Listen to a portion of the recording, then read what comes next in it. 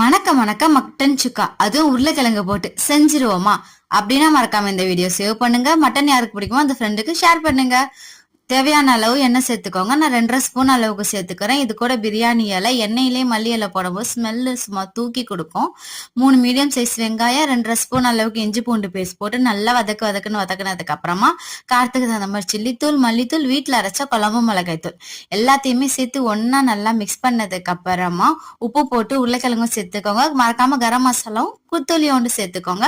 இது எல்லாமே சேர்த்து ஒரு 2 நிமிஷம் மிக்ஸ் பண்ணதுக்கு அப்புறமா நீல வாக்குல கட் பண்ணி வச்சிருக்கிற தக்காளி, உருளைக்கிழங்கு வேகிறதுக்கு தேவையான அளவு தண்ணி ஊத்தி மிக்ஸ் பண்ணீங்கன்னா உருளைக்கிழங்கு எண்ணெய் பிரிய ஆரம்பிச்சிடும். இந்த ஸ்டேஜ்ல வேக வச்சிருக்கிற மட்டன் சேர்த்துக்கோங்க. மட்டன் சேர்த்து நல்லா 2 நிமிஷம் கிண்டி விடுங்க. மட்டன் ஆல்ரெடி வெந்ததுன்றதுனால ரொம்ப நேரம் வேணாம்.